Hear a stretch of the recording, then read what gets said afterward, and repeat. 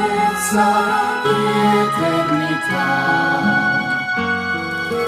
Tu sollievo dell'anima, stella del nostro cammino, acqua dalla sorgente che sorga dal cuore di Dio.